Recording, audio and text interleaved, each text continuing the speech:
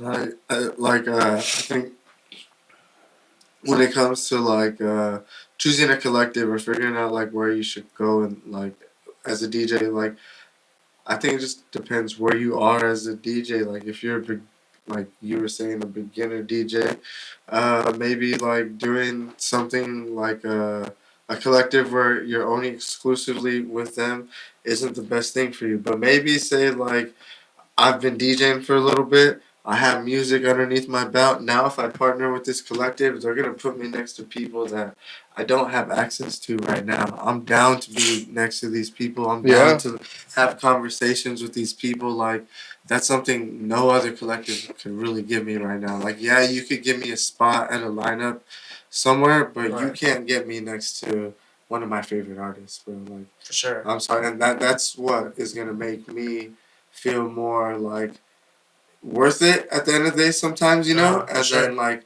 but I get to talk to this person and then like sharing my music, and that's a connection like that could go really far. Like Yeah. especially For if I'm sure. at a point where I feel like, oh no, my music is at this point. I think people should hear. Like I don't think I'm shooting in the dark anymore. Like Right. Yeah. I really just need to have these conversations now. Like I think being in a collective like that could be beneficial for you, just like, and think about it this way, it's not like these collectives are saying no, you got to be exclusive with us for perpetuity. Like that's not what they're saying, you feel me? Like Uh, it's always you could always leave, bro. Like Yeah. you feel me, you could always dip out. What are they gonna say? Like you can never play a wasted show now, or you can never play a low end show now, or you can right. never play a fucking retrospect show now. Like okay, there's a bunch of other like okay, like I made my Yeah. I did what I Right. needed to do here. Like I'm like I'm fine with that. And then maybe you'll reach out to me one day, fam. Like no bad blood. Like at the end of the day, like I did what I needed. You guys got what you needed. You feel me? Like as long as you know going into it, like that's what is gonna happen. You feel me? You just gotta understand. Like I like most of these like collectives too. Will tell you what the fuck is going on up front. They're not gonna bullshit you, and like maybe they'll like uh, okay, I'm not gonna lie. Maybe some collectives, or not some collectives, but maybe some people will promise you things that they can't give you. Uh, but they like at the end of the day, they're still giving you that environment sometimes. But I'm not gonna lie. No. Don't believe Yeah. everything like these collectives promise you. Like that's not what I'm saying. But Yeah. just know like that there's collectives and there's entertainment or there's business. Like collectives are businesses at the end of the day, right? So Mhm. like people choose to run their business a certain way. You might not like how they run their business, but that's their business. That's not your business, and you choose to do business with them or not. You feel me? So that's how like Yeah. we kind of have to look at this shit at the end of the day. I Uh, think. Yeah. Because I mean, as when you think about it as an artist, bro, like or a DJ, like I saw what's his name. I think it was Laid Back Luke. He does a Hey, lot back of Luke. he does a lot of podcasts where he talks about things like, oh, I wish I would have done this 10 years ago. I wish I knew these mistakes. He's doing that a lot frequently. And I remember watching one where he's like, if you want to kind of put your foot in the door, kind of make a breakthrough, he's like, you got to start in your where you're from, like where you're from in your city. So if you're Right. from LA, he was going through, like if you're from Vietnam or Europe or anywhere, like establish yourself there, build some sort of thing, and then start to branch out. Because imagine like you get all these people that go to let's say like academy shows or exchange shows. They're all insomniac. That's all we really know about. But let's say you branch out to those type of audience and that demographic of people who like your music that you make, it can take off, bro. For And it's sure. just like you got to get out there, dog. Like regardless of how you do it, either I Facts. think right now like you guys, Lone is the only guys that I know like doing like pretty good shows. Like mix of trap, house, and you also I got feel some that. sort of dubstep.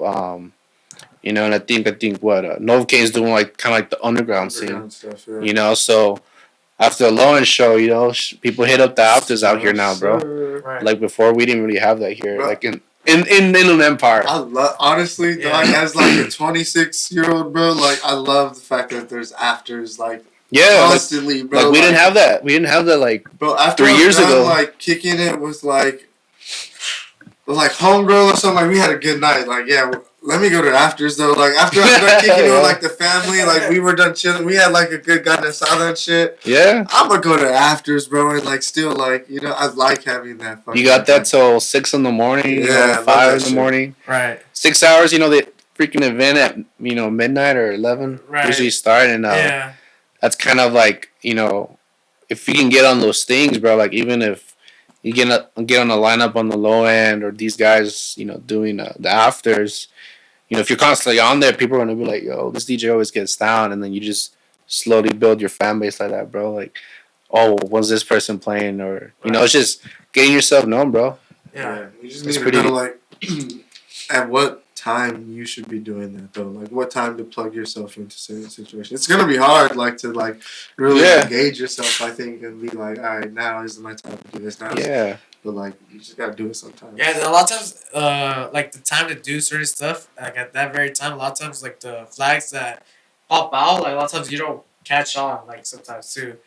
Or it may not be like visible sometimes, like when to actually plug yourself in certain scenarios.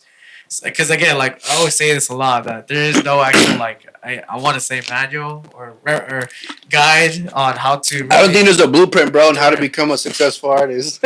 You come out with a banging song that just takes off, or you just get well known.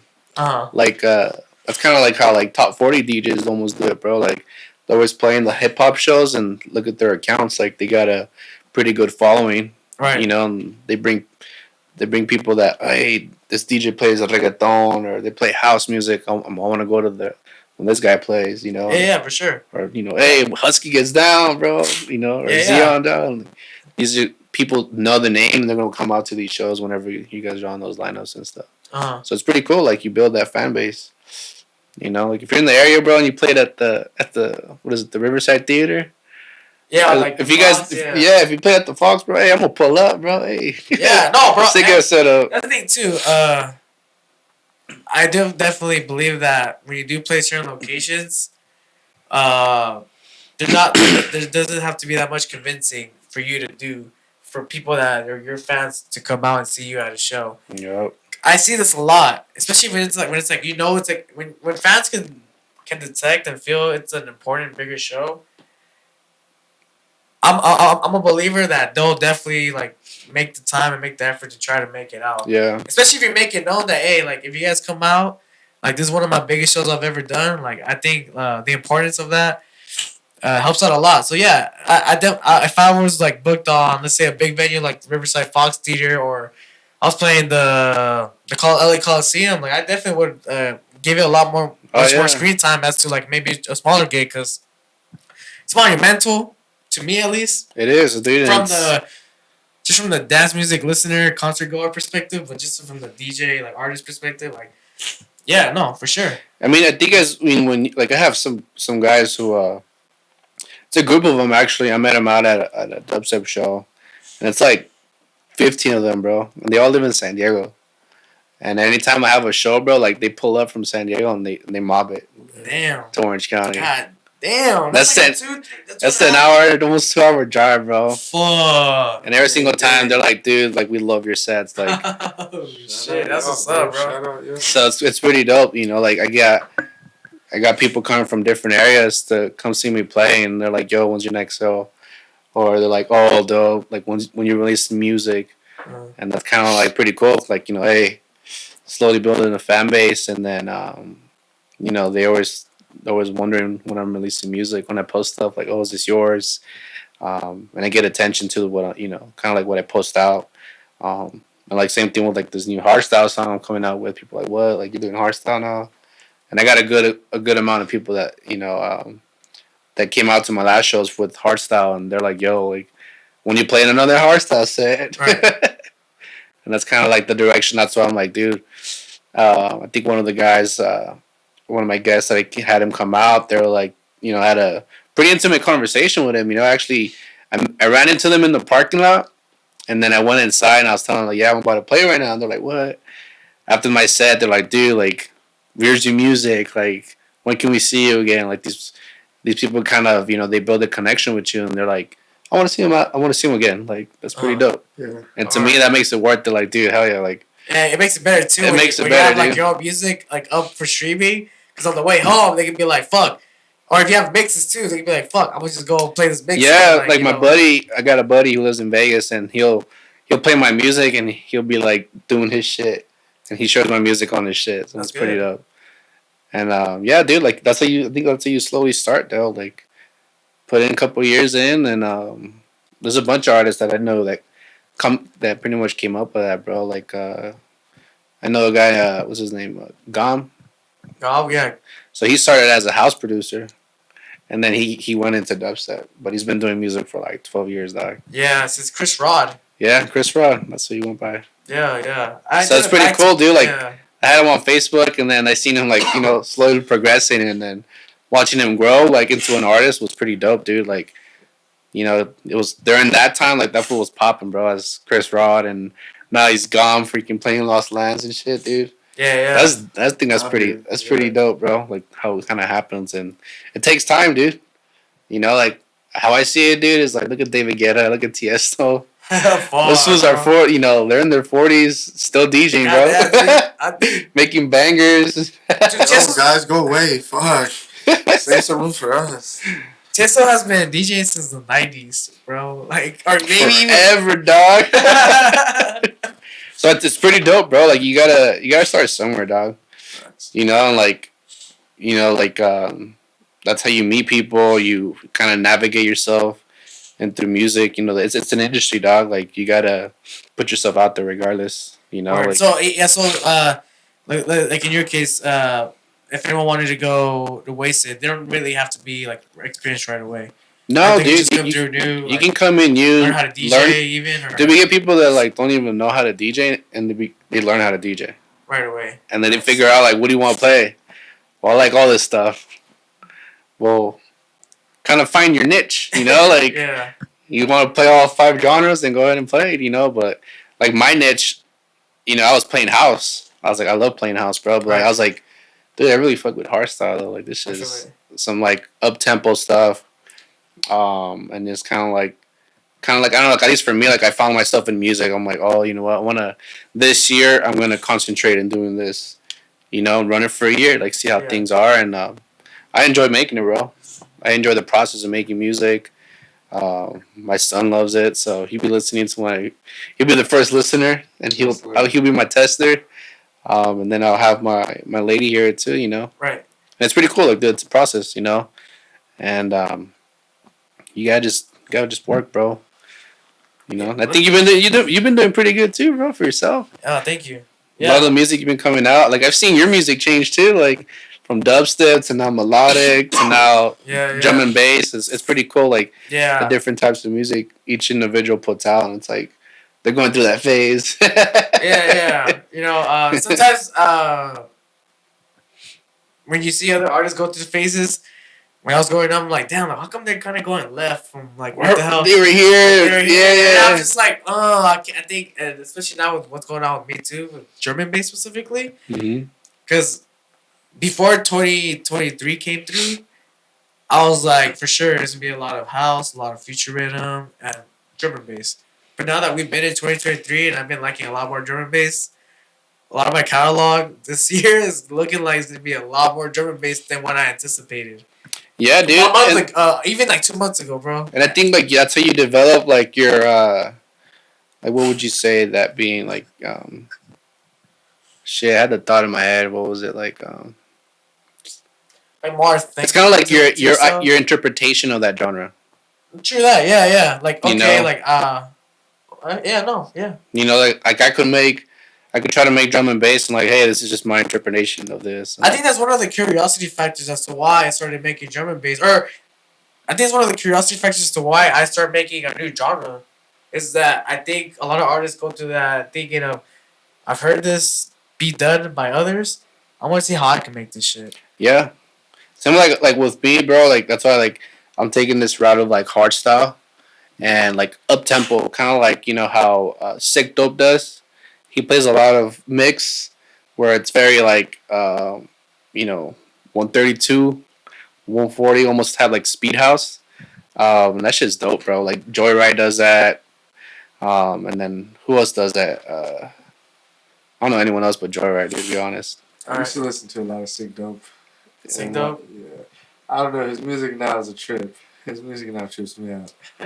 It's a little different. It's fast, right? It's very up tempo, bro. Yeah, and that's something like at least with me, like I want to incorporate house elements to, something way faster than what it is. Right. Well, I know they're like experimenting right now with things like speed house. I'm not sure what other terms are throwing out, but I know speed house is like that much more faster house music. Because usually house music sits around what 128, 125, 130, like in that pool. Yeah. That pool sits around, but that's real interesting that you bring that up though. I want to go back to what you were saying about the direct support slots and like opening up for these headliners. I want to open up this question to you too, Robert. Like, because we were talking about finding your niche and like being that kind of DJ, that artist that you want to represent yourself. Yeah. When you're performing, right? Like in this case, Racseaux, like you're more into hardstyle, so Yeah. it's safe to say that you want to do a lot more hardstyle sets going forward, right? So. And I'm gonna use an example too. Would you guys do a direct support slot for a headliner if it meant that it wasn't DJing or performing your niche?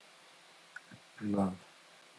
Like if they were like, okay, you could like Zion Dawn, you could open up for Borgor, but because Borgor's pretty much playing all the dubstep, we would like for you to play a genre that you don't normally play. Like, would you? No. Would you as an artist like sacrifice that to play my music? I probably wouldn't even want to play that show, bro, because I'm like, man, like, if I'm gonna play, let's say, like direct support for Borg, I'm like, dude, I need to have a good dubstep, bass oriented set, because a lot of, I mean, look at with who does this?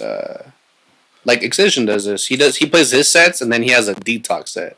Right. Or he has like a certain specific type of set, and I think John Summit does that too. He's done like techno set, and then he plays house, tech house. But I feel like they're privileged enough to do that, bro. Yeah, but I think like with like just normal, let's say like regular DJs in the area, it'd be kind of weird to go and do that. Like I would feel like weird. So like so here's my example. And like if I've never played it, I don't want to do it. I wouldn't feel comfortable. So a year ago, I went to go see Zoo at Red Rocks. Oh, nice. You know who was direct support for Zoo? Who? OG Nixon. But you know what OG Nixon played? House music. Oh, okay. So that's what he wanted to do. My question is like, yeah, like again, there's just so many questions that comes across when artists makes those type of bookings. Because it could also be like, oh, like perhaps the bag was right. Because a lot of times, maybe some slots people are not really attracted to it because of the type of music or the kind of style you have to play, right? But either like whatever the incentives that go along with that for you taking that set, it was enough for certain artists to do it. Like for example, when I went to go see OG Nixon do this house set for Zoo. Like that was real. I was just trying to like figure out like what he plays house. Well, he has some house records. He makes some house on the fucking low. He don't want to say that shit, but it's like shit like that where I'm just like okay, I've seen artists that like their catalog is strictly their niche, but I've seen them do a show where it's like not necessarily that. Hey, maybe it's just one of those hey man, let me drop a set. No, but that's the thing too. Like I can see myself. Like stepping away from my niche to do those direct support roles. Yeah. If it meant that I'm playing like a Red Rocks or I'm direct support, because also too I grew up being a DJ, homie. You know what I'm saying?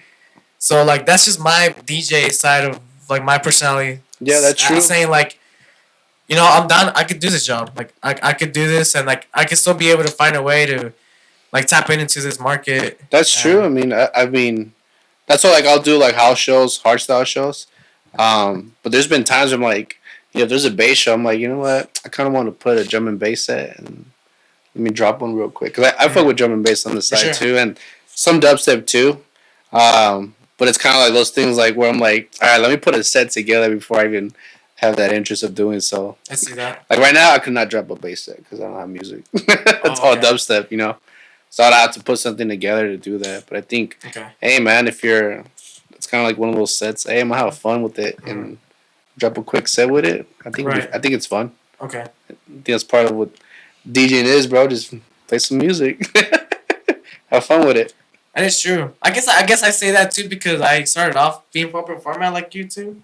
Yeah, Like just being able to play a lot of that stuff. I think especially too like since like my first niche of like listening to music or making music wasn't bass music particularly. yeah, It was just like the electro house, dirty Dutch, big yeah, room style. So yeah, I mean it's just so many things as to why artists will take certain direct support roles and vice versa. But I was just curious to know like if you guys would if you guys would do something like that, like take a direct support role. yeah. If it meant not being able to play your own music Yeah. I mean, you or want. I think whatever. like it. I think with like shows, we want to pertain to the kind of stay in that realm of what's gonna get played that night. Right. Because I think it would kind of throw it off. But we've had some shows where, the headliner was hardstyle, and then we played house, dubstep, rhythm. Oh really? Yeah, Oh it was word. just a mix of genres, dude, That worked out great. and it was dope. Oh cool. Like people like That's it, good. and I think it's dope when like some shows do that, where it's not like, oh, well, we're playing house, oh, well, we're playing techno, Right. oh shoot, now it's hardstyle. Like Do you prefer those kinds of shows more versus a show that's just strictly just one genre? it depends.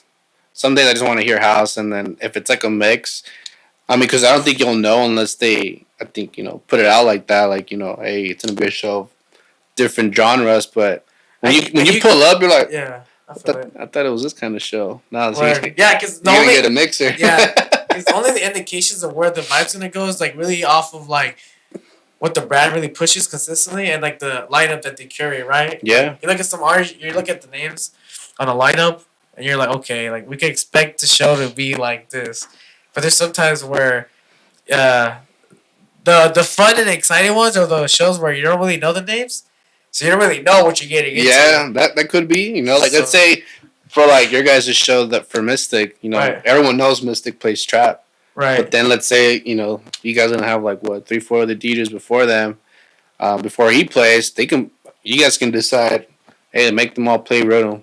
yeah, we could. Or create a rhythm lineup, or just say, hey, let's book all these guys and they're dropping. You guys already know what to expect. I get you.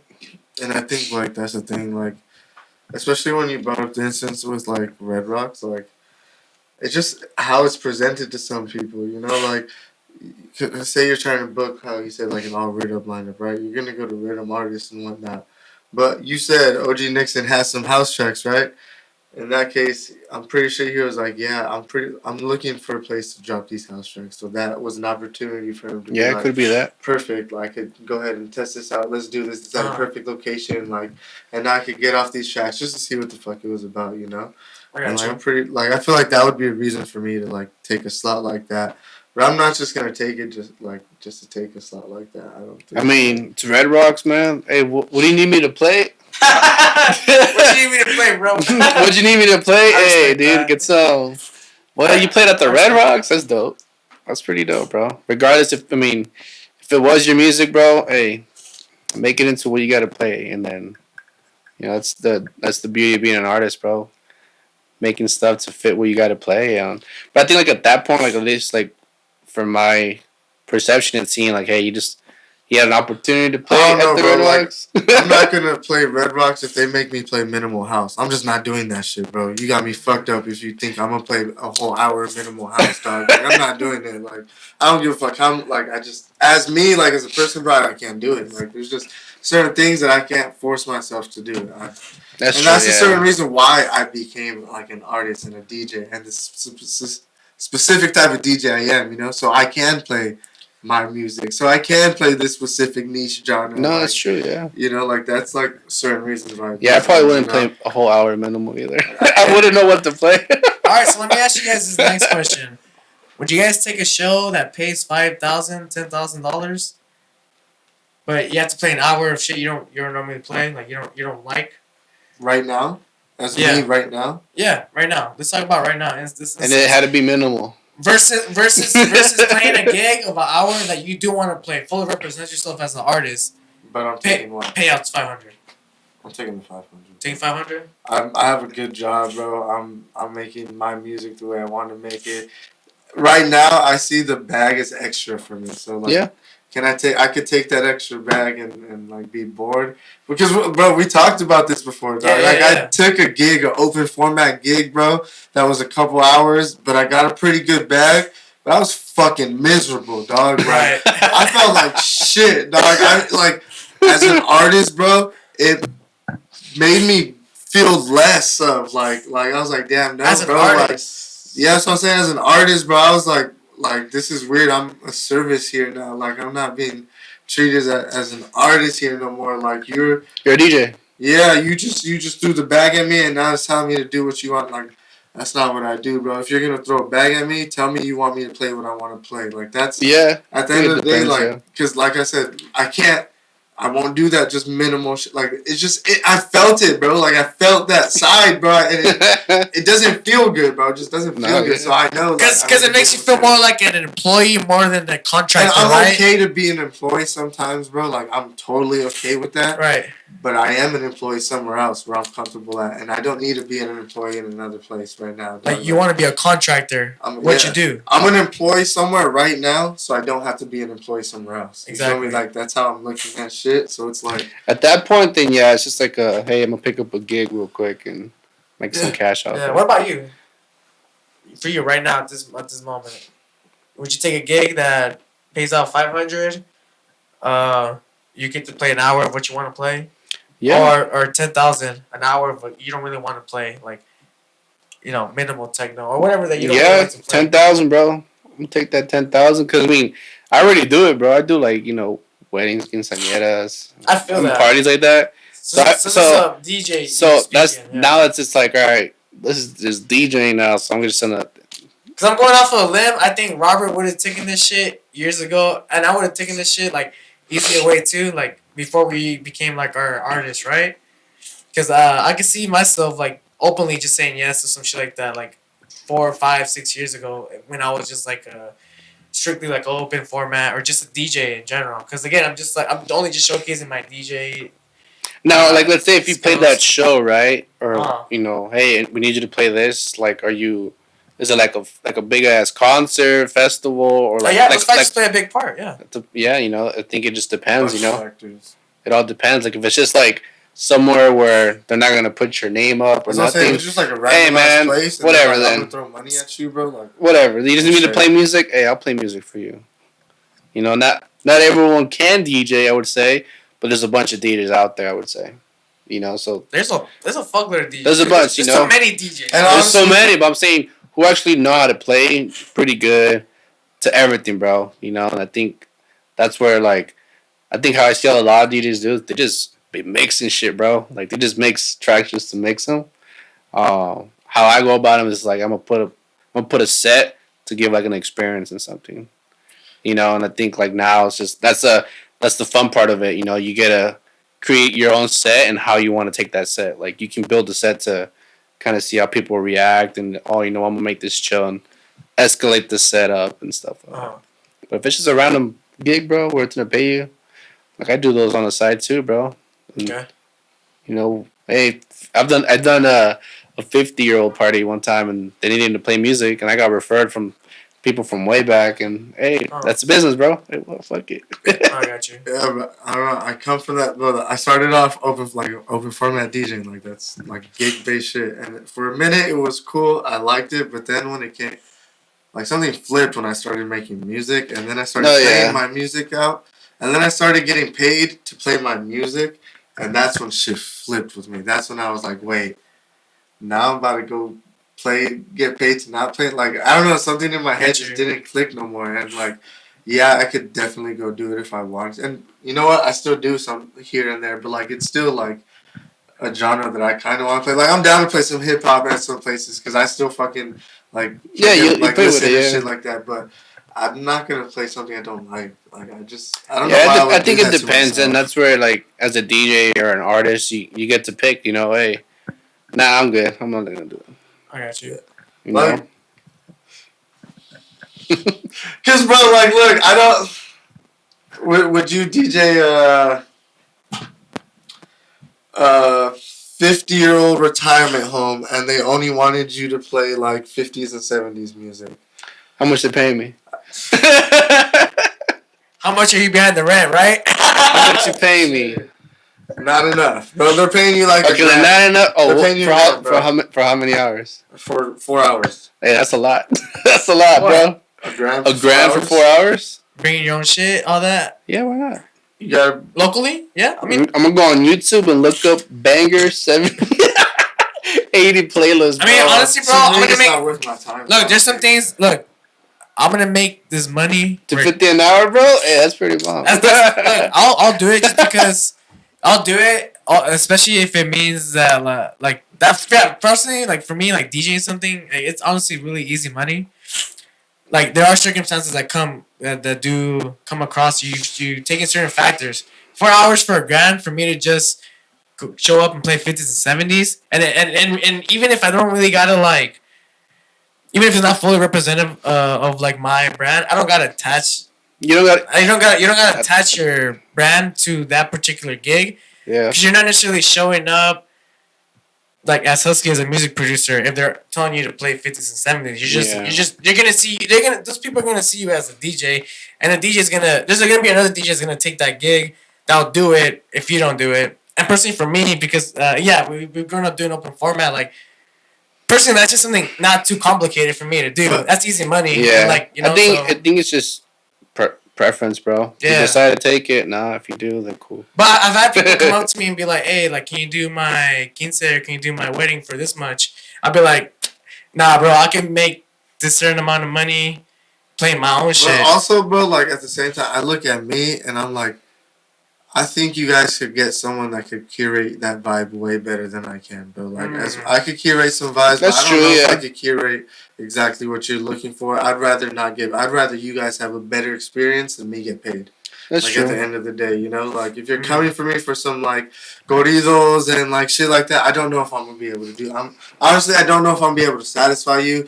Go to my homeboy or something, because like, I even if I did spend the time to like research, I'm still probably gonna lack in that for y'all, bro. Like I don't know. If you'd have. I think at that point. I've got to those situations too. Yeah, I think at that point it's just preference, you know. Like, hey, I can probably do that, and that's where it comes to like, you know, your experience and then all your resources that you have to do these things. Because then again, let's say you do a pretty, you know, poor job at it, and now they don't fuck with you. Now they're like, nah. You suck as a DJ, bro. Hey man, like, you know, you didn't give me a chance to fucking show my double drops, fam. Well, at that point it's different though, you know, because like, you know, now it's different circumstances. They hire a random DJ for their wedding.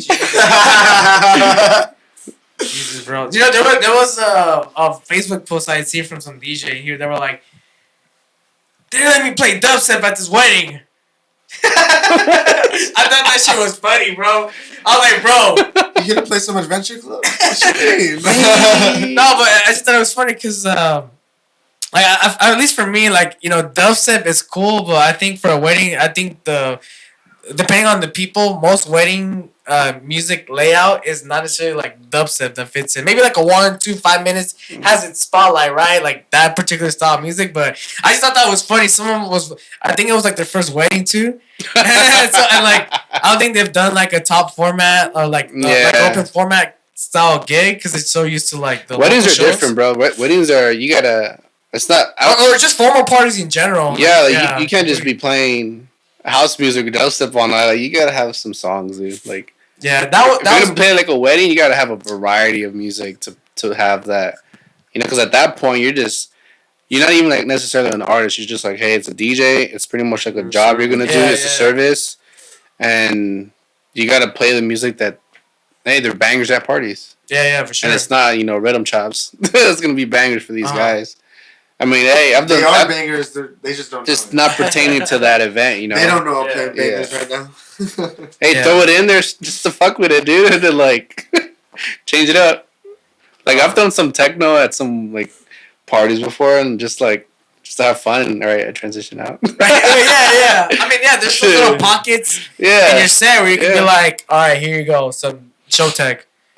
And then back to whatever. Reggaeton, yeah. Just back to Pitbull. Oh yeah, dude. I think you could do a wedding with just quince specifically with just straight Pitbull. Yeah, you probably could. You probably could. Is there a quince or a wedding that's just strictly? I want to attend a wedding or a quince that's just strictly rave music. You know what's crazy? So like I did a hardstyle show for Dr. Funk, and I met those guys outside. I was getting out of my car to get into the venue, and then I'm talking to them for a little bit, and they're like, "Oh, like I'm about to go play right now," and they're like, "Oh, we're about to go in right now too." And then his friend was like, "Yeah, they're getting married." And they're like, "Yeah, we're getting married." I was like, "Hey, let me know if you guys need a DJ. I'll play." And they're like, "Could you play hardstyle at our wedding?" I was like, "Fuck yeah, I will." Damn. Let me do Those it. are the gigs that I would definitely like to get. Hell yeah, Yes, wedding. Hey. Fuck it, like it's okay. Like even me, that I'm a bass music producer. Like They're asking I me for that music, so Like, yeah, yeah, so it's like- like, what do you want? They literally said, we want hardstyle I on got night. you. I said, say less. but even then, it's on that note. Going back to what you're saying, it's kind of like I think you could have gotten someone else who carries this better, but I'm gonna fucking do it though. Fuck it. If you're asking me for like dubstep, you couldn't ask anyone better, Bram. You got me. That's what we doing here. like you know your capability and Yeah. what you can play. For sure, yeah. And you're like, at those times you're kind of like, all right, I'm down for that. Or sometimes you're like, nah, I don't want to do it. I can refer you to someone, and then hey, exactly. hook the homie up, you know, or whatever. But Like if someone gave me a trance set to do, and they asked me if I wanted to do it, I'll be capable of doing it. Like I would do it. Especially yeah. if it was like, oh, can you do like a birthday party for me? But I only want you to play trance. Fuck it, I'll be down playing fucking whatever. Like if pay is cool. Like if the pay is worth it and everything, sure. but Right, but even if but- it's like, If it's not, then I'm not. I'm not gonna do it. what has been some of the craziest rebounds you guys seen from artists? Rebounds? That went from one name, well, not just one name, but the whole style in general. I'll give you a rebrand that has caught my surprise, or caught my attention, and has caught me by surprise. Lax to Link. Is that my car? Sounds like my truck. Yeah? Yeah, I'm gonna go check it, bro. Handle, bro. Nah, we'll keep on going. Don't even trip. We'll take a pause. We'll take a pause. Cut that shit out. Nah, don't even trip. I don't think it. We'll be good. Oh, I think it's off.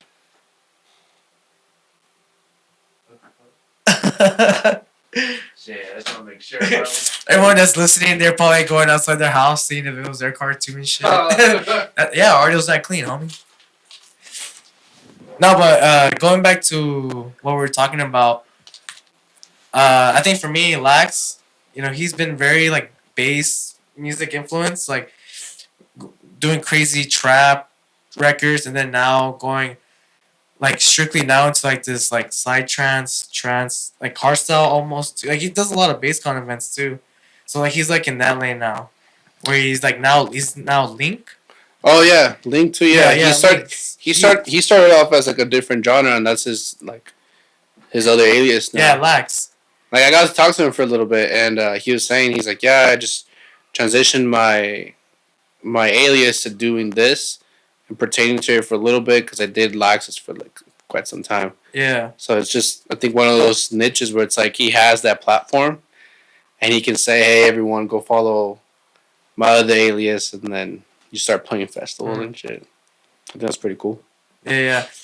What about you, Robert? Any rebrands that caught you? Snells, I guess. Snells? Douche jackers. Douche Jackers. That's right. Yeah, for those that don't know. Yeah. Who else? I mean, Tonic to Dioro's fucking. Tonic to lit. Dioro. That's I true. remember that shit. Well, you know what happened with him, right? He was getting sued. Yeah, Because a but band had the name. he kept this sound though. Yeah, that's the thing. Because you said He just earlier changed the his sound name. was He just changed his name, but he kept the sound and he did change a little, But I mean, he kind of had that. If we That was hear it, gonna go. If That he was- didn't have that to was- change his name, it would have been No, Tonic. but you know what? Even his, I would like to put Dioro in there too because, like his sound, kind of with the rebrand, the sound kind of started becoming more Latin influence. I feel like with Tonic, it was definitely EDM, like Dutch, electro. It was that shit. But I think when Dioro was in full effect, I noticed too in that rebrand, like it was starting to become a lot more Latin influence. yeah, We started hearing a lot more collaborations with Dioro and who's like the famous Mexican artist Elvis Crispo. Elvis Crispo. Elvis Crispo. working with a lot of people. I think did he work with like that Tribal group too? Yeah, dude. I think he's just one of those. Like he really tapped into the Hispanic market with that rebrand. He tapped in and he attached his his flair to it, bro. Yeah, the yeah. oral sound to to bring it up into that Latin community. Like by Lard, bro, he brought Elvis Crespo. He's bringing all the community that messes with Elvis Crespo plus Dioro. Bro, this fool can set up a tour in South America area, bro. He got a whole tour right there, and North America. It's crazy how a lot of times when we're making records as music artists, I get caught into this trap sometimes. I'm like, I've always feel like I'm always trying to, whenever I release something publicly for people to consume, I feel like I get caught in this trap of like, okay, like I'm trying to make it appealing to like my local like demographic. I sometimes forget that it is not. This is much more bigger than Southern California and the United States. Like, yeah, we were talking about this last 2 podcast episodes ago or something like that, where in other areas and other scenes, they're not really messing with like the rhythm and shit that you see here in Southern California. Like in the UK, it's all drum and bass. Yeah. And like that really luxurious, elegant, like model deep house type. That's my fucking impression of the UK and shit. I don't know. Don't fucking come down on me, but you see, that's how ignorant us as Americans are, right? But no, it's true though, bro. Like imagine, like I think what took over, like house was like Latin tech house, bro. Like for a good year, I think that's what a lot of people were dropping, dude. And like it influences festivals too. Like look at EDC, like it was a lot of like house DJs, bro. Oh yeah, like last year, and that kind of they kind of as promotion companies that are doing these these big ass festivals, they gotta they gotta see how things are being, they gotta keep up with all those changes too. Like imagine like you have all these artists and they see, dude, like Latin house is popping like house right now. That's stuff, these festivals with a lot of these artists that play that genre, and you're gonna get a good turnout, and that's just how kind of just music just be evolving, dog. No, I feel you. So when can we expect some music from you, Racseaux? Any new music anytime soon? This upcoming month? Yeah, actually, February 17th, I dropped my my next song. Oh, word. Okay, we got track title. Can you release the track title to us? Yeah, it's called Next Level. Next Level. Let's fucking go. Yeah, so some of the lyrics on there, it says Next Level, and some other words in there. But that's my first. That'll be my first like hardstyle up tempo track coming out. All right, let me ask you this: did you call it Next Level after coming across the vocals, or did you come across the track title Next Level and then you looked for vocals that said Next Level? Like, when did your inspiration for the track title come from? I guess. I think it came after. Like I picked the vocal, right? So I made the track and I was like, oh, let me find a vocal that fits with this. And then I had other vocals before, and then I scratched it, and then I picked the vocal that sounded cool, and then I messed with like the tone of it. So I used little altar boy to kind of tune a little bit, and I was like, ooh, you know what? I can create something with this. And then I did the track, but I didn't have a name, so I was like, I don't know what to name it, And I think the vocals kind of inspired me a little bit to name it something. I got you. When you throw in vocals, I feel like you kind of already put. I feel like for me, I get so convinced about a track title already when I hear the vocals. That's true. Because I feel like when I'm working on a project or a track that's like very instrumental, no vocals, like my ideas fly right away with like track title. Yeah, that's true. And then when I have a vocal and you hear certain words going through the track, now you have certain track titles now, like because of the vocal saying certain shit, and then you also think about other shit that as you get deeper, like SEO, how people like are consuming it, right? And so yeah, and that's true, dude. Like I think when you listen to a track, you kind of listening to certain vocals. The song's called, like let's say like Lil Wayne, A Milli. Well, literally all it says. True. Unless it would have been called out, no, shake that ass, and it said A Milli, like you're gonna look for shake that ass or whatever song it is. So that kind of ties to to the song, like, oh, what's that song's name? Well, it says this, and it was so and so, so they're gonna look it up like that. Because I feel like there's been times, especially for me, where I wanted to title a track or a record a particular name, but for some reason I knew that I would have to change the name if I wanted like people to come across it more easier. No, yeah. For the discovery part for the artist, for me, I want to make that the responsibility of finding my music as easy as possible. Yep. So if I'm able to make the track title like very discoverable, like by hinting at the vocals and shit, I feel like a lot that's influenced a lot of like my title tracks and like how they come out. Because it's a process, bro. Because like even when I make a song, I'm like, what am I gonna name this? And then you got to come up with the artwork to match what you're making too, and it's kind of like, damn, man. Like I had my buddy and one of my best friends. He's done photography now, and I needed an art cover, and he posted up some picture, and I was like, hey, bro, like, can you get a picture of like something like that, but like different?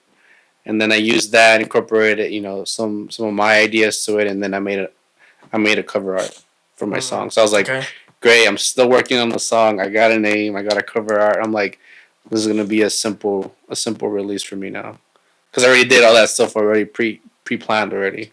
Yeah, you see, I'm gonna start doing something that I haven't been doing recently these past years, which is, and now I'm gonna see how the results come out, because I just want to see how shit changes. I'm gonna start like creating certain track titles, and then start like creatively coming up with that concept. Kind of like the same thing as like grabbing an image or a picture and then making music based on that, based on that, right? And I think I want to see how that comes out, because my production style lately has been making the composition, and then the track title comes after. But lately for the past 3 years hasn't been track title and then composition. It's always been composition for me, and then after comes the track title. And then the track title, I believe it or not, some projects the composition has been way much more easier than the track title. Yeah, which is like messes me up a little. Like I just have a hard time sometimes coming up with track titles, and then sometimes when you gotta get the artwork to match all that shit, like now finding the right track title to correlate now with the visual identity of the track, and then now with the audio identity. Yeah, like it's a whole process, bro. Like, that's what happened with me with my track. It was my first track, actually. My first release was it's called Trance. I made the track. I was done with it, bro. I was like done, and then I was like, it took me about a week. I was like, I don't know what to call this. I don't know what to call this, and I'm gonna release it, but I don't even have a name or a cover art. And then I had I had my lady play it. I had her hear it. I had some friends hear it, and I was like, hey, what word or what idea gives you when you listen to this track?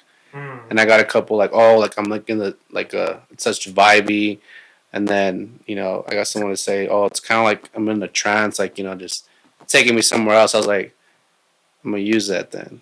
That's something that I didn't even think about doing, like, too. Like, I feel like sometimes as artists we ask for feedback for the composition parts. But I feel like that's even another way to ask for feedback. Is like, hey, what do you think? What kind of vibe are you getting from this? That way I could filter out exactly what track title I need to come to with this record. Like, at least for it's true, bro. Like you said, like at least for like this recent track, like Next Level, I was like, I want this track to just be like hard, like just have it be up tempo, high energy track, and like the vocals just fit perfectly. Like it just flowed with it. So like. My next track would probably be like, hey, I'm going to think of an idea, and then this is my interpretation of that idea. And I think that's where you get creative. Like, I don't know, like you see a picture of a city. I don't know, let's make a track that fits the city, or I don't know, kind of like things like that. I feel. I mean, certain inspirations, bring out certain records, bro. Like, however you come across that project, like there was a certain inspiration that led you to start that project, whether it was a painting, a certain sound, something you fucking ate, or it could just literally be that inspiration. It could be something. Anything, a breakup. You know what I'm saying? Like it could be literally anything, homie. Like that inspiration. And so, I mean, I've always just wondered how that track title process comes about with some No, it's the artists. process, man. I think like people won't see that process, bro. It's just something that happens behind the scene. And when I see like artists release names, I'm like, all right, it's called this. Well, let me see. I'm probably gonna hear it in this song. If not, then there's times where like I do it like unconsciously. I'm like, they named it this, but it's not even in the song, or it's called this and it's in the song. Like I noticed it as an artist. I'm like, okay, like it revolved around that title or whatever it is. Like okay, like it matches the tone or the vibe of the song, and that's why they named it this or whatever. I always see that because I know it's a process, bro. Like I'm like, man, I gotta think of a name. I don't know what I'm gonna name this. The project file name is not the track artist name. No, Let's talk about that for a minute, though. Goddamn, project names. It's funny because version one. I want to say Version I think I 1.1. speak. Yeah, I think I speak for all producers. I don't care. I say all producers. We don't really put too much time into our project names. I think like if you look at all my project names, random ass labeling on my projects, bro. Sometimes they don't even make sense, bro. You know what I name my projects now? The genre that I'm making. That's literally what I name them now. Oh, I see. So it'd be like trap 140 shit. Yeah, if it's I probably won't put the tempo, but like if Okay. like the last couple tracks I've done, one was like chill house, the other one was bass house, and then this next song I just put hardstyle.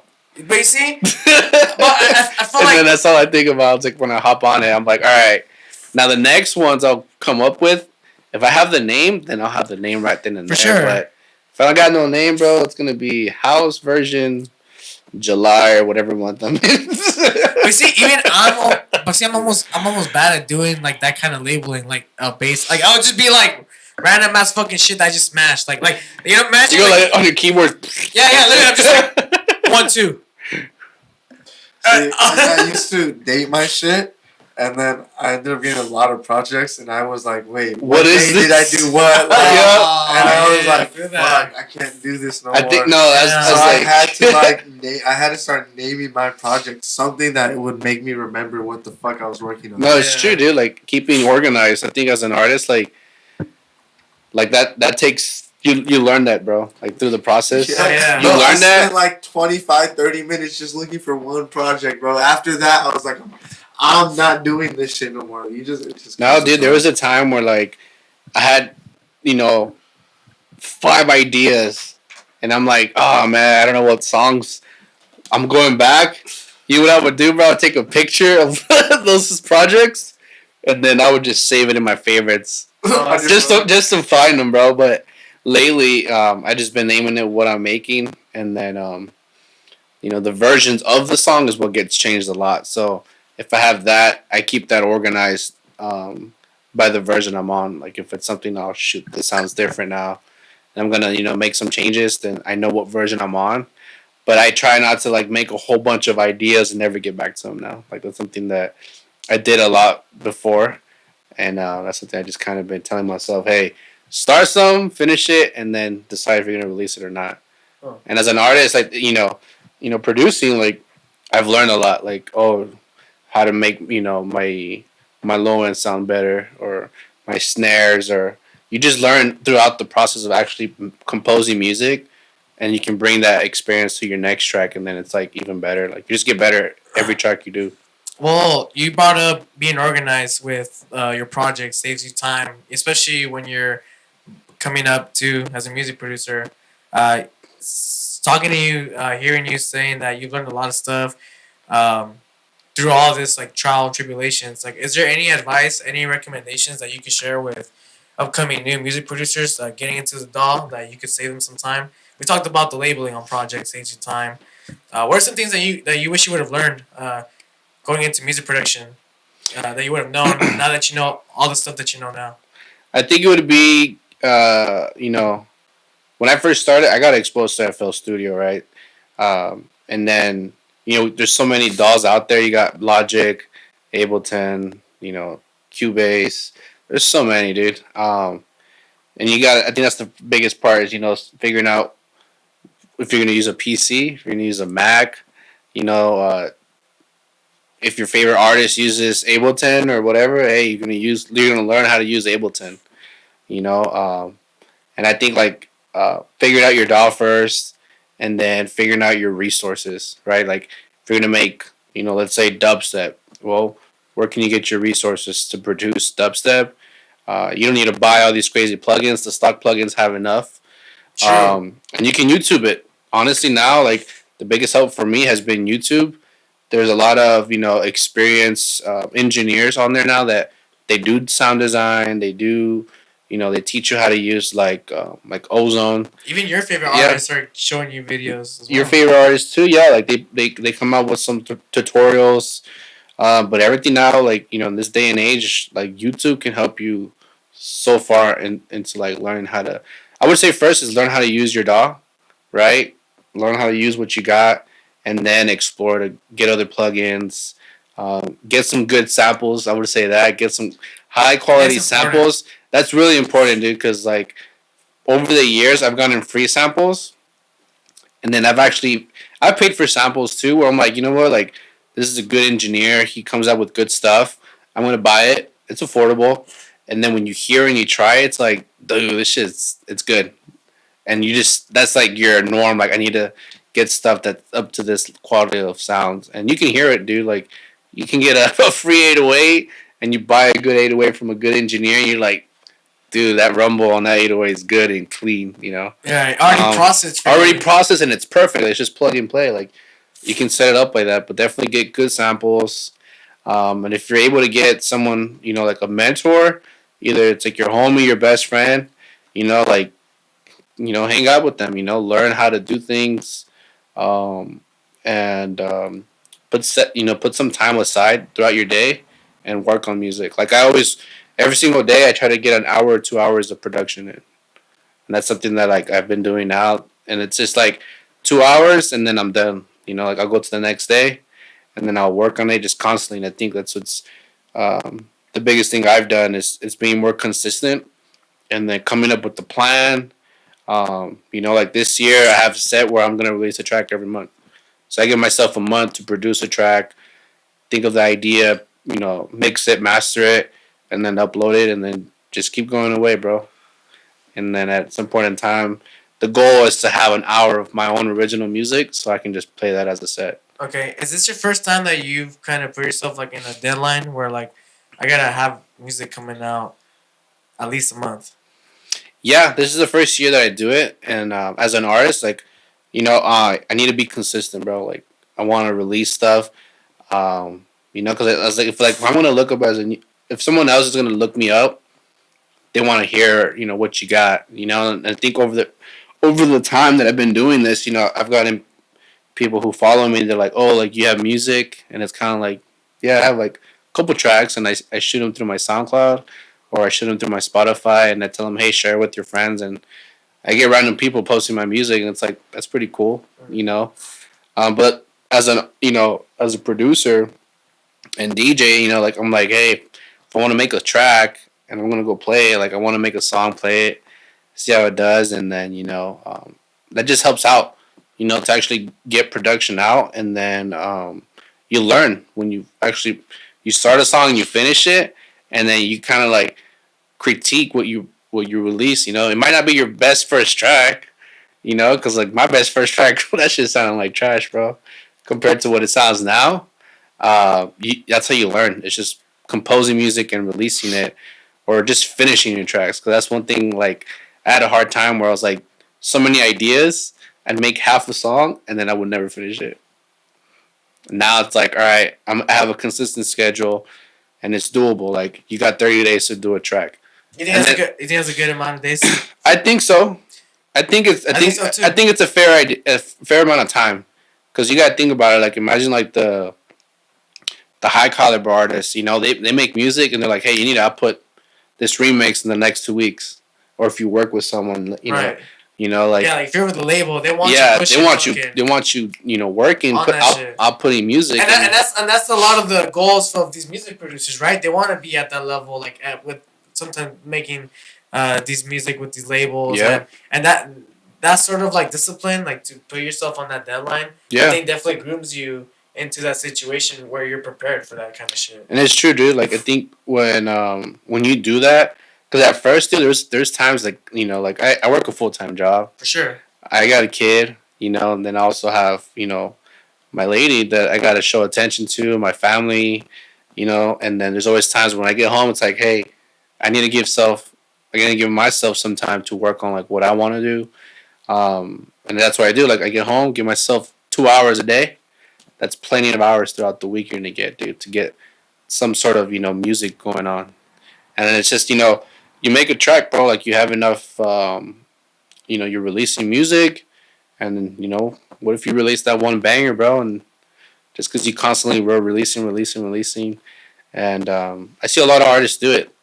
I keep up with some pretty big artists, and I see them. They release a track or two a month, and it's like, hey, like you're always seeing them pop up, new music, and it's just getting circulated, and Yeah. that's what you want to do.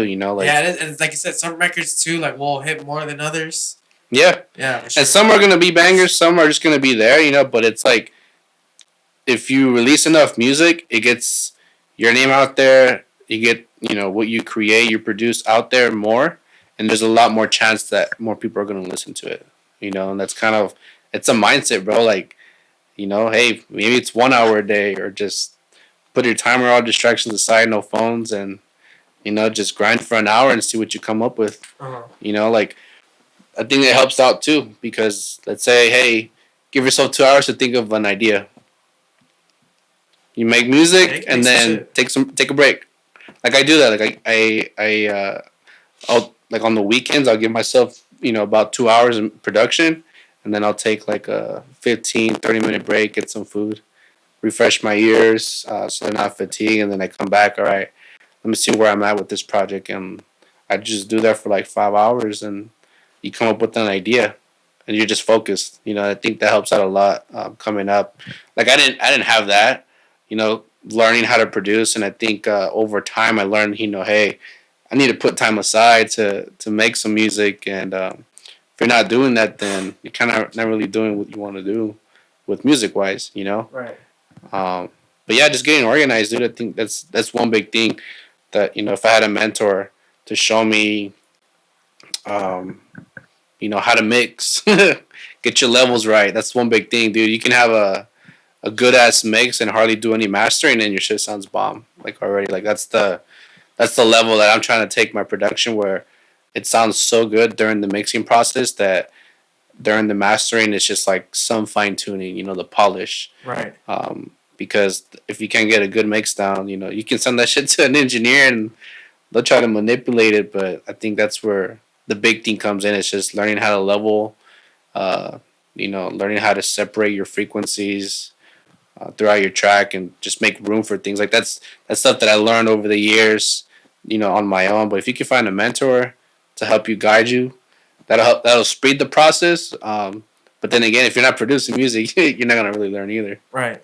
Yeah, because you can only just watch so many videos and really take it in from like I say like from the education part. Yeah. Right? You have to really get in it all and really put yourself out there and like go through these obstacles and make the tracks and really learn from these projects. Yeah. And that's how you learn. Like back then, like I had how do I make my snare snap, or how do I make my bass sound better, and then over time, when you do that, you can create your workflow a lot faster, instead of just like, oh, I don't know how to do this, and you're researching or doing all these things. And now I set up channel presets of what I use for this bass, and I'm like, oh, I know I can use this already.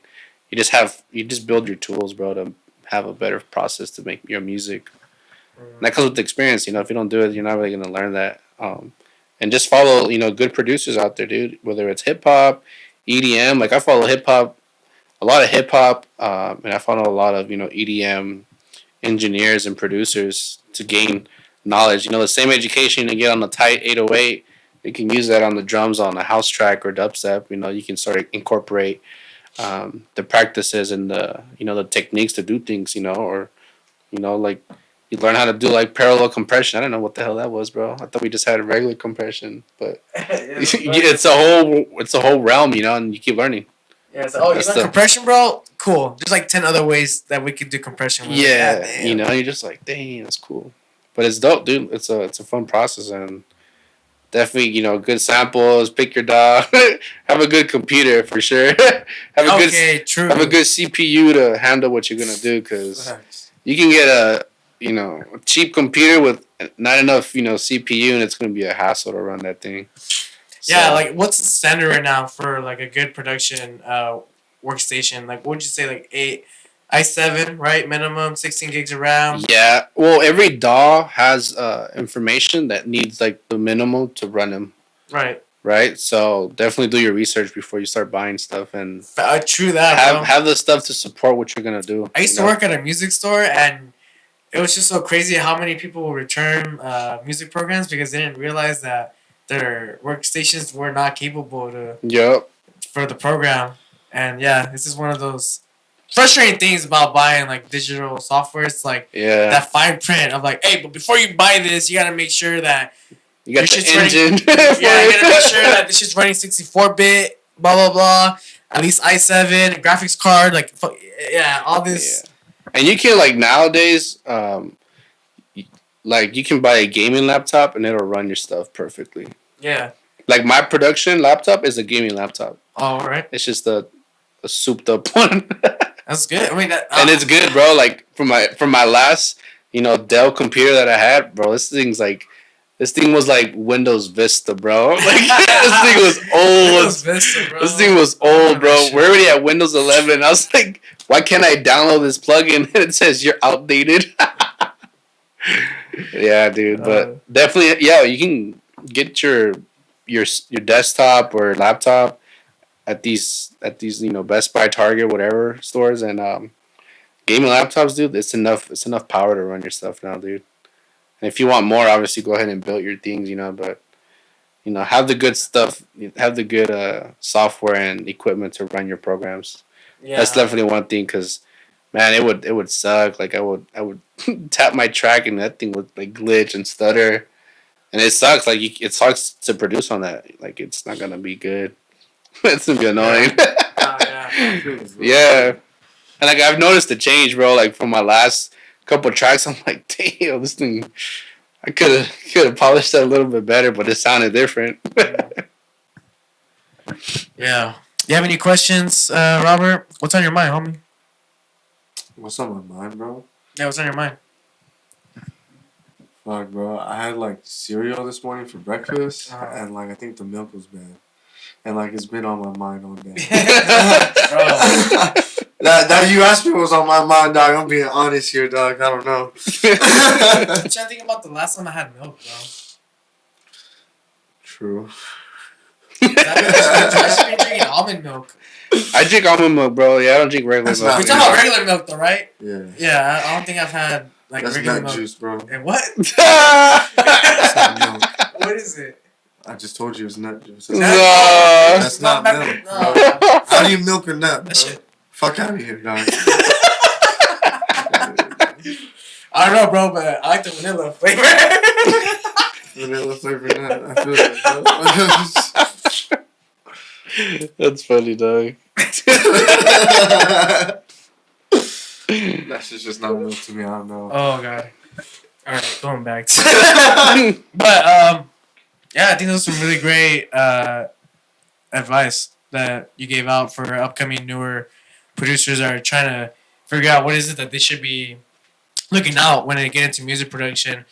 Also, one thing to end on that, like, for sure, like, getting studio monitors, having, like, the top gear is definitely a goal, but you could get started on music production with just like I said, it could be just like getting the minimal requirements of your workstation. It don't got to be the crazy gaming laptop like you mentioned. It could just be like a affordable price laptop that gives you the minimal requirements to start making music. And you don't gotta have like the crazy studio monitors, to start making music. Like you can literally just use earphone, like your regular earphones, or and then all that stuff it'll come. All that's like high top studio monitors, the MIDI keyboard, like all that stuff. Like if you don't have that all right now, like that will all come, but that should not let you. That shouldn't stop you from getting in the DAW. Because I hear a lot of the stories where people are like, "Well, I want to start producing, but I'm just waiting until I get my studio monitors.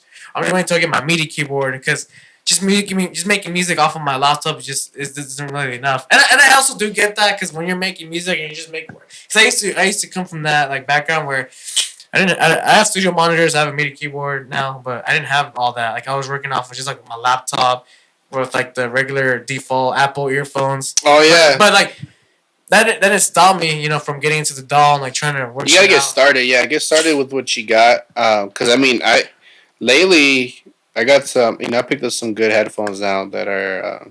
But before I used to produce on beats, but beats aren't the best to produce because they're already jacked up with bass in them already. So what I thought had bass in my tracks, and when I played it, it was lacking bass, and I was like, "Whoa, what the heck?" So now I got some, more linear headphones, and that's what I used to produce. And I'm able to get that more non-biased, sounds on, the things that I have, and it's like you get that crisp on there, nice and full, and then you play it back, and you're like, "Whoa!" Like I noticed the difference right away. Yeah. And you just need a laptop and earphones, bro. Yeah, the MIDI keyboards will help for the workflow. Yeah, for sure. But I mean, you can get started with the first couple keyboards, the keystrokes in there, man, and no make doubt. a melody, playing ABC. And yeah, I mean, those production sessions for sure took longer, versus now with the resources we have now. Like workflow is much more quicker, much more experienced. But I don't think that's something that should deter from people from getting into the DAW. Like, definitely not, because I'm still using the keyboard sometimes. Yeah, I'm not about to pull out my MIDI keyboard every time I need to fucking write some notes in. Yeah. That's I think sometimes it's too much work. I think the time I use the MIDI is like I picked one up that actually works with FL, but it's not an FL MIDI keyboard. It's just like I forget the name of the brand, but Guitar Center has it. But it's got controls where it'll work with the mixer. Nice. And to me, that's a good tool because later on I want to get 2 different monitors for it. Buy some monitors from Walmart, have one channel, be the mixer strictly, and then one my project one, and I can see the levels, and it'll just increase the workflow. Yeah. But that's nothing like that's just in the works and what I want to do. No, for sure. But I didn't have monitors back then. Because if you have monitors, you got to tune your room. It's not just, hey, I'm gonna buy these monitors and it's gonna make me a better producer. It might not, because it might if it's not set up angled right, or your room's not treated, the acoustics, that song's gonna sound way different than when you actually play it out. You might that's just sound, bro. But you want to make sure with headphones, it's the more, I'm saying cheaper, but it's the more user friendly route to do. If you're gonna get started right away, you can plug in right away.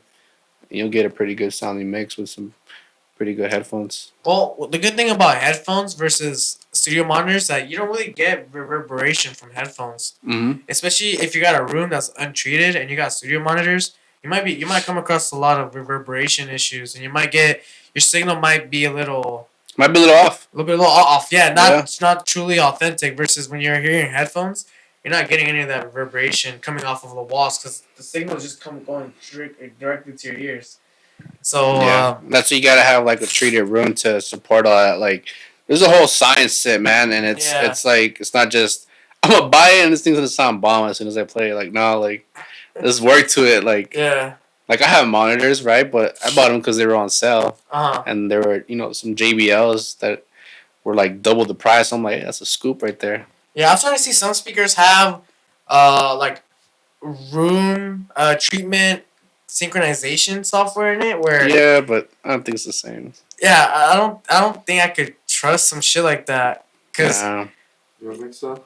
I don't know because I mean I don't know I've never really seen it through like studio monitors. I've only seen this process personally in live like with like regular Bluetooth like home speakers.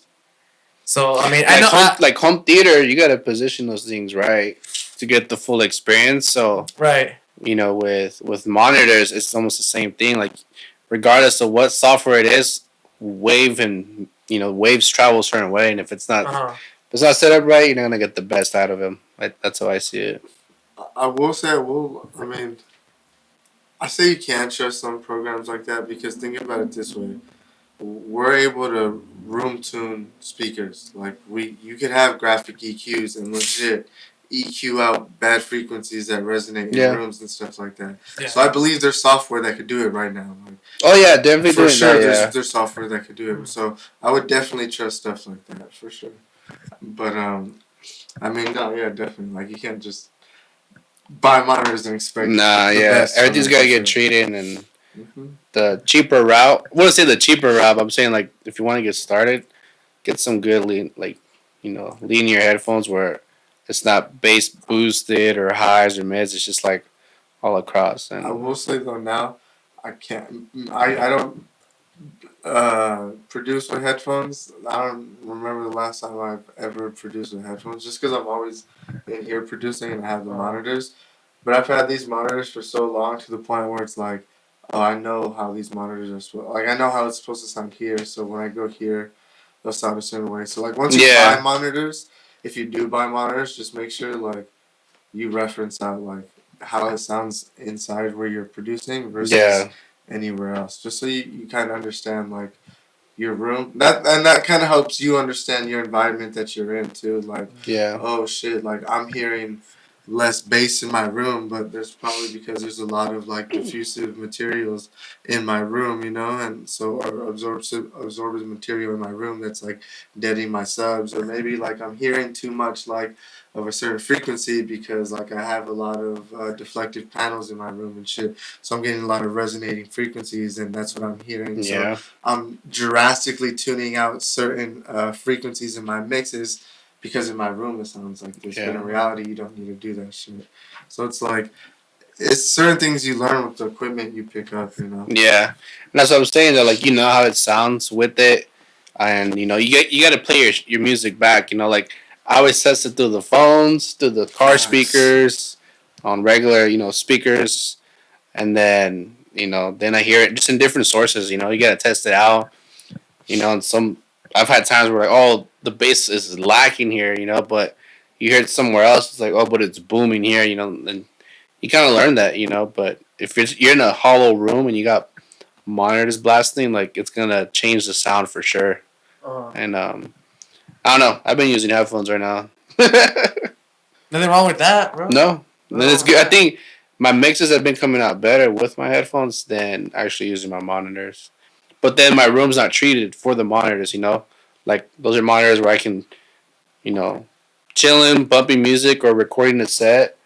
You can have them there and set them up. Gotcha. But then you can test your music on those monitors, see how it sounds, and I don't know. Just it comes from the experience and preference. Yeah. You know, that's the goal. To have a studio where everything's nice and treated, and hey, it sounds like this solid, and then when you play it out, to have that same, you know, that representation outside of your studio as well. Yeah, because then you deal with less of the referencing on different sources. Because when you got an untreated room, you definitely got to do a lot of that referencing A lot more, on dude. so many Yeah, devices. But when you do it after a while with a treated room, yeah, maybe you just got to go to 2, 3, 4 sources. You're like, okay, for sure. yeah. Yeah, it's same thing. Like if you have a good setup, it's gonna sound good.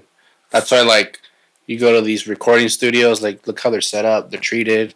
Everything's closed. No, you know, no white noise in the background when you're recording vocals. Like things like that. Like you're not gonna get a nice, clean, recorded vocal if you do it in your room or if you do it in a nice enclosed room. So it's just how it works. It's the process, man. Yeah, yeah. Well, man, I'm looking forward to how this next track comes out, dude. Couple weeks away. Yeah, Looking two forward two to it. Fridays, A two month, Fridays. a month. Uh, actually, wait. Once a month so far, right? Cool. So we're having 12 Racseaux tracks. This year. Yeah, Awesome. there's already gonna be. Well, yeah, there's already one already out. This was my Yeah, stream second that one. everywhere, right? Yeah, you can stream it everywhere. Instagram. You can upload it on Instagram Music. If you search it up, Raxo, SoundCloud, Apple, Spotify, DS, or Whatever you got, it's all over there. TikTok too. LimeWire, all that shit. It's all on. It's on every streaming platform. You can search it up. Yes, sir. And if anyone wanted to see these tracks live, any upcoming shows, homie? Yeah, I have nothing booked as of right now. Just mostly doing production for this month of February. But yeah, definitely just keep on the lookout. Mostly in LA and Orange County. That's mostly where I'm at. Or maybe at a low end set. I don't know. Yeah, dude, we never know, bro. We never know. We're always looking at everyone, bro. Always. Hell yeah. Yeah. Believe it or not, if people may not be you may not think that people may not be like looking, but trust me. Oh yeah, that's everywhere, bro. Yeah, everyone's always watching, bro. Even if you don't think they are, everyone's always watching. Everyone's always scouting. I feel like everyone's kind of always seeing what everyone's up to. So, I mean, we've had you play a couple times, bro. So, Yeah. I mean, I can see it happening again in the future. Oh yeah, I'm with it. Yeah, bro. Well, dude, is there anything else that you wanted to express? Any shout outs before we conclude this episode? You know, music wise, just keep at it. Definitely keep at it. Don't give up. If it's your passion, just keep grinding at it, man. Takes time. But yeah, dude, enjoy the process. Have fun with it. And you should be having fun. Making music, DJing, whatever it is. If you're not, then it's probably not for you. But have some sort of drive with it. But just gotta keep putting in work. Keep doing what you gotta do as an artist. And yeah, man, just keep at it, man. What about you, Robert? Any last minute things? Any shout outs? Any announcements? Now just go stream my last track that I put out. Not playing on all streaming platforms. And shout out my mom. Love you. Yeah, shout out to all the mothers out there. Yeah, shout out to my lady. I love you. Hey, there you go. Yeah. You got better say that shit, homie. Get in trouble. All right, dude. Well, thank you so much for coming through the spotlight, Racseaux. That's how you say your name, right? Racseaux? Racseaux, yeah. Yeah. Okay, Racseaux. cool. Yeah. I was going on this little thing where artists sometimes be tripping with like their spelling and their shit. Like sometimes it's hard to really say an artist's name because like the spelling is just very unique. Yeah. Very special type shit. No, yeah. So my name, Racso is Racseaux, right? It's still pronounced Racseaux. If you go to Europe, EAUX is O. So that's still O, which is it's actually my name backwards, Oscar. So that's how that's the name comes about. Racseaux. That's my name backwards. Cool. And I threw some Euro flair on that. And it's funny because I had someone come out. They were European. They were from England. And they said, like, oh, your name is Rax. And they have the O, like European O, bro. I was like, what? That's cool. So it works. Right. And you've always been Racseaux? Always been Racseaux, bro. The only thing I changed was just the couple letters in the end, but yeah. Oh, word. Okay. Damn. And actually, when I was DJing for, like, colleges, they used to call me a DJ Fog Machine because I used to bring the fog machines for the venues for the universities. And then, nice. Then I was like, I gotta think of a name. DJ Fog Machine? Yeah, bro. Fuck it, bro. A DJ Fog Machine. Hey, let's go see DJ Fog Machine, homie. Bro, yeah, they used to call me that, bro, for a minute because I played at UC Irvine right here right here in Irvine. Fog UCP, dude. Yeah. So then I was like, I gotta come up with a name, and that's how Racseaux came up. That's interesting. Well, man, I'm gonna make sure that all the links in the description, so that way everyone can go ahead and follow you. That's it. Any more last minute things? Any story that you want to share? A funny story, a joke? Nah, I got nothing in mind right now. I don't know, bro. Shit, just want to experimenting here at the end of this minute. What about you? No. Hey, you got a joke? You got a bit, Robert? No. Oh, for sure. Do I got something? I don't got a bit. That's been a cool episode, dog. Yeah. Thanks for coming through, bro. Thanks for tuning in. Appreciate you guys. Subscribe to the channel. Hit the bell button to stay notified. Give us a thumbs up if you liked the episode. We're on SoundCloud as well. Make sure to follow us. Links in the description. Follow our social media to stay updated. And we'll see you guys on the next episode. Peace.